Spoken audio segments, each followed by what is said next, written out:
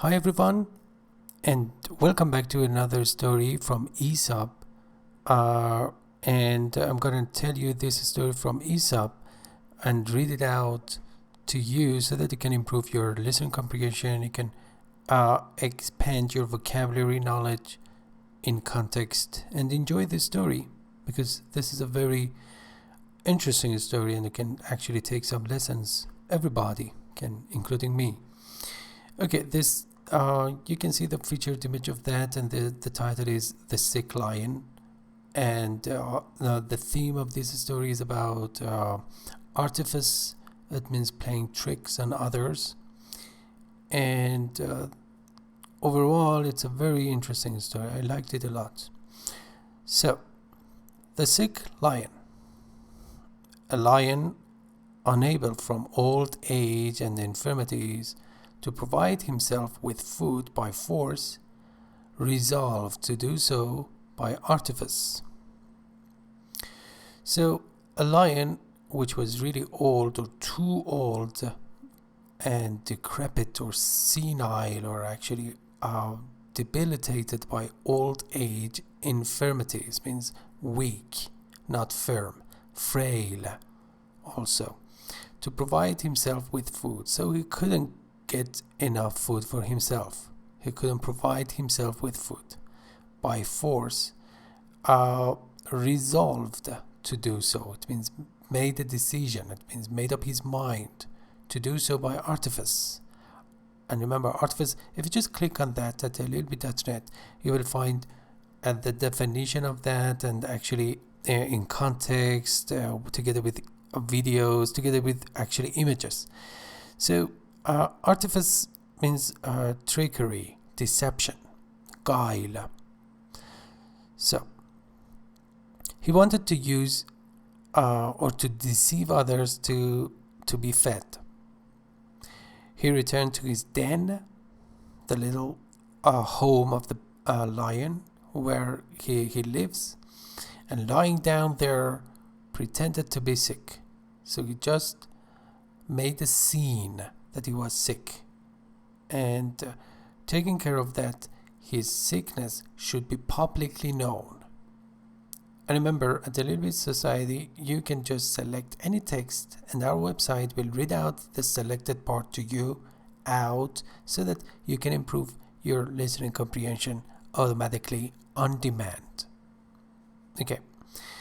So he just pretended to be sick and actually made a scene about it. It means revealed it or divulged it to others and made an announcement so that everybody would notice that he was sick.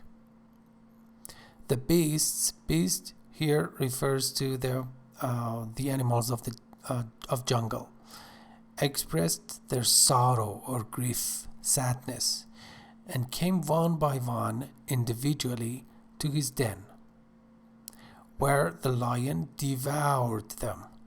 Them refers to the animals of the jungle or forest, and devour means to eat them greedily, devour or gulp down. Okay, so because it was a trick. Okay, so when the animals came to visit him, he just grabbed them and devoured them individually, one by one, so that the others wouldn't notice that it was a trick.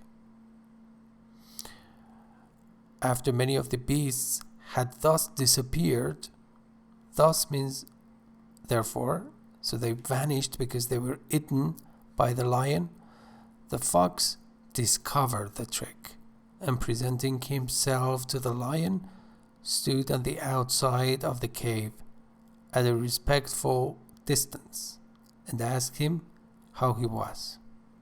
So, the fox, being a shrewd, smart, and wise animal, as it is actually,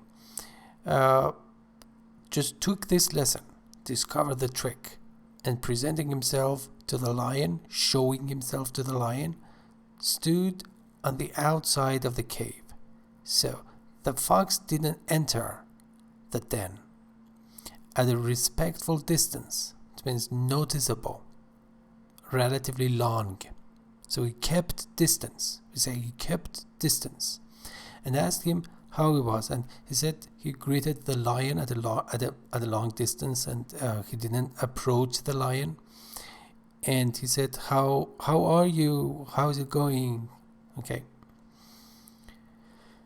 And the lion said, I'm very middling. It means so, not bad, middling. Excuse me, replied the lion.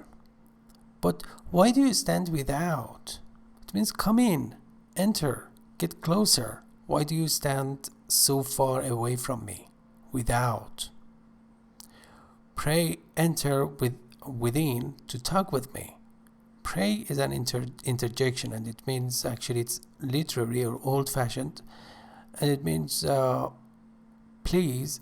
It's a kind of when you want to give a command or actually order to someone.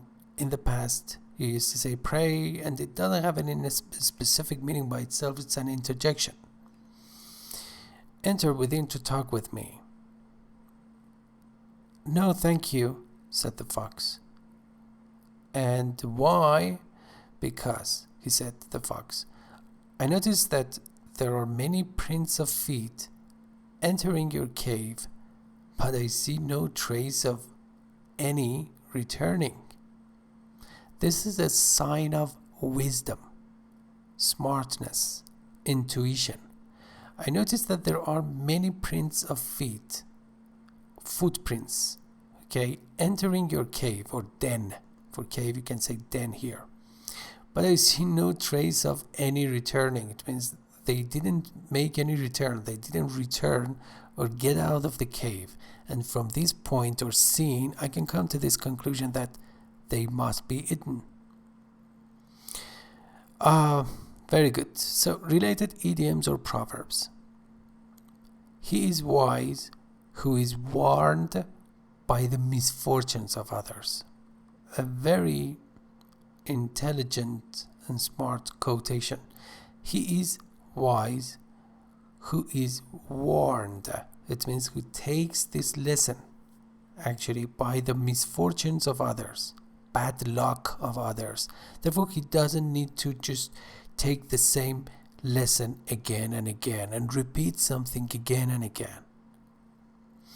And there is another idiom in English, and it reads, "Beard the lion in his den," and it means to take pluck at doing something, to take risk, and to be courageous enough to do something. Because, of course, it has nothing specific to this story, but because of the fact that we have the lion and also the den, I just thought that you might like to know this idiom.